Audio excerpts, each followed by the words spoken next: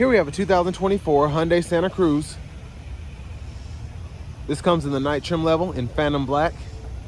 And then we have black H-Tex interior. And the powertrain on this Santa Cruz consists of a 2.5 liter turbocharged 4-cylinder engine.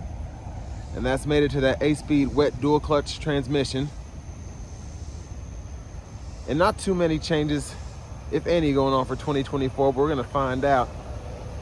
As we come around to the front end here, this carries over from the 23 models. Still a beautiful design with our LED headlamps, LED daytime running lights, and they don't flash like that. That's just how my camera's picking them up. But still one of the better designs I've seen on the front end, even though it kind of took a minute to grow on me. Down here we have 20-inch aluminum wheels. Love that matte black look, or that matte black finish, excuse me. We have fixed running boards here, passive keyless entry on the front. And then power mirror controls are here, left side, right side, adjust with a dial. Power door lock controls are there. You get one-touch automatic up and down windows on the front, and then just regular power windows on the back. Rear window locks here, storage cubby. And then we have our truck bed light, traction control, and then brightness for the gauge cluster that can be adjusted there. Hood release, manual tilt telescoping steering wheel. And there's our power driver's seat with power lumbar support. But I want to give a huge shout out to Hyundai of Cool Springs for allowing me to review this Santa Cruz today. I'll leave a link below in the description. But let's see if we can get a good look at this window sticker here. Y'all can pause anywhere you need to take a closer look. And then this one sticker is right at 39,865, and there are the fuel economy numbers. Well, let's check out this back seat here. And I just looked at the sticker. I said these were aluminum. They're actually alloy, so I didn't expect that, so that's pretty cool. But here in the back seat, that's our leg room there. And since I have the key in my pocket, every time I open and close the door, it kind of beeps at me for a second, but not overly annoying. It goes off after a little bit. But I love that we get those seat back pockets on both sides. Don't have anything in the back here, so no charge ports. And then we also don't have a fold down seat, but we do have a bottle holder in each door panel there. Grab handle here, and we can hang a couple plastic hooks or several metal hanger hooks there.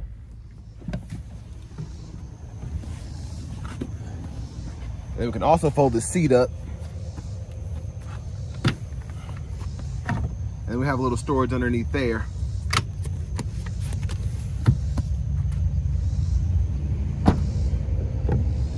Fuel cap.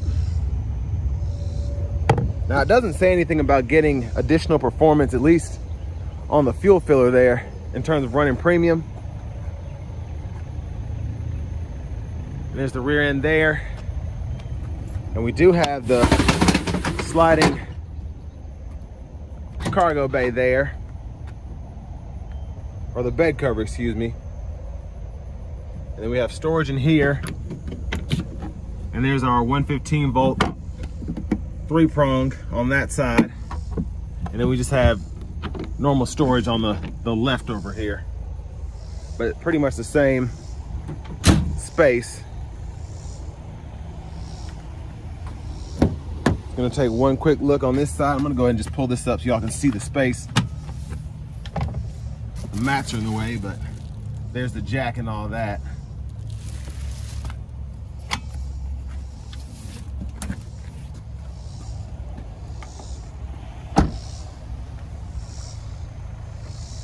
And then take a quick look underneath the vehicle. Spares right there. And there's our exhaust.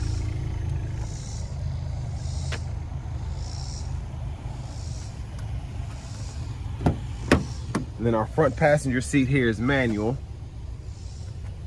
So we can just control the seat back and seat bottom.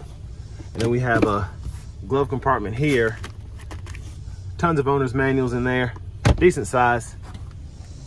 What I like about this Santa Cruz is I love this powertrain first and foremost. I'm glad we get the dual clutch automatic and the 2.5 turbo. But for under 40 grand, you get quite a few features. And you also have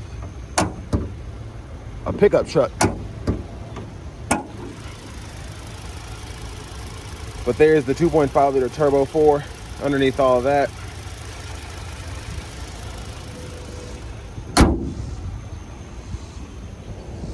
Let's go ahead and hop in the driver's seat.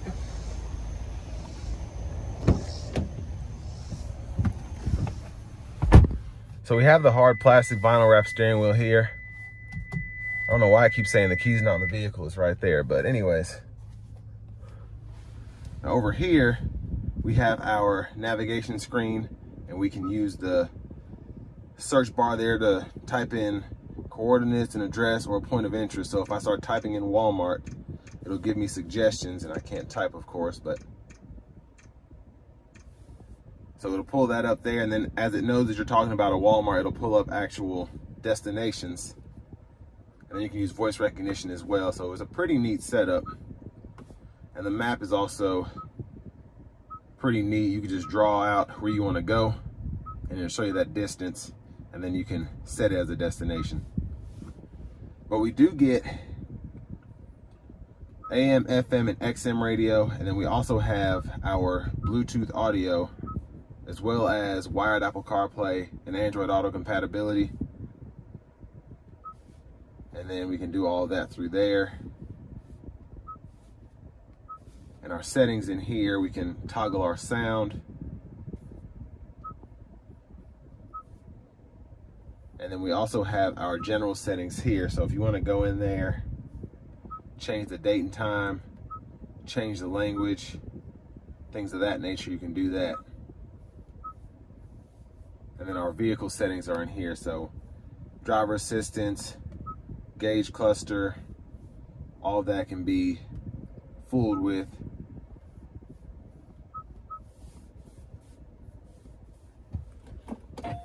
And then the backup camera's there. Guidelines follow you to turn the steering wheel. Not the best picture, but it gets the job done.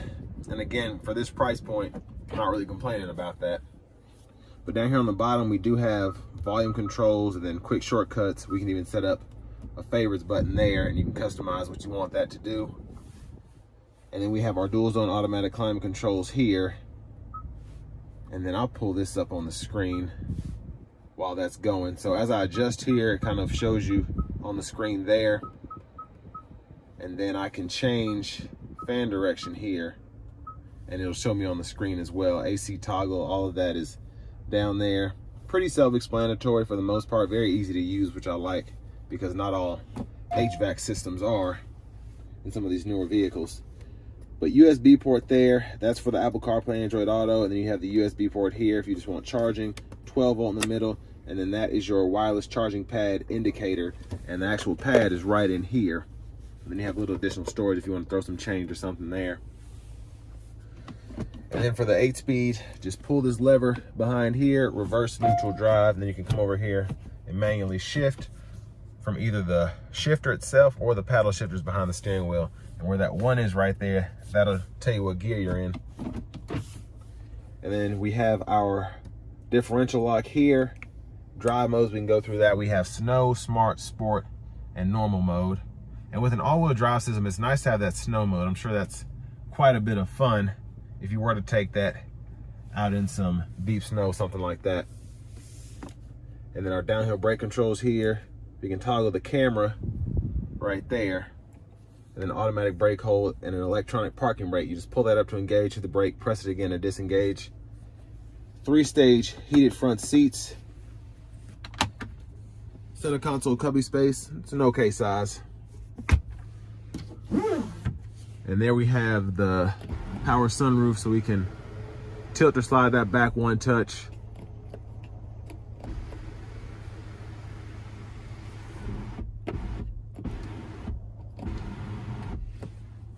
And there's a view of the back seat. We do have a manual sliding rear window, so you just pull that latch there to open or shut it.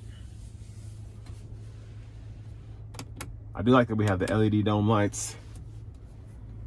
Hazards are there. Now back to the steering wheel. Our headlamp controls are right here on this left stalk. So we have low beams, auto, off, And then when the low beams are on, we can toggle the high beams that way, turn them off that way, and then we can flash as well. And then when we're in auto mode, we can toggle the automatic high beams there and then turn those on or off. And then to the right side stock, we have intermittent windshield wipers. So there's one time there, intermittent, low, high, and then we can adjust the intermittent frequency there and then just pull up here for that front wiper fluid. Now to the left side of the steering wheel, we can use this mode button to go through our audio sources once those are set up. You can customize those the way you want to. If you don't want it to go to AM and blast through your ears straight static, you don't have to have it set up there, which I like. And then we can go through the radio station presets here, volume controls, you can click that for mute, and then we have Bluetooth button here, and then our favorites button there. And then for the Smart Cruise, we can turn the cruise control on and off, and then also turn on the lane centering, and then we can set all that there. And then this and this are for the gauge cluster. So this goes through the sub menus here, and then within each sub menu, we can go through everything that's available there.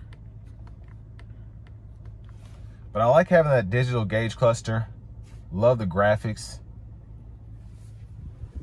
And then there's our push button start.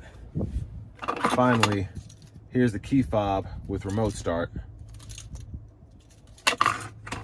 But next, let's go ahead and take this 2024 Santa Cruz Night all-wheel drive out on the road for a test drive.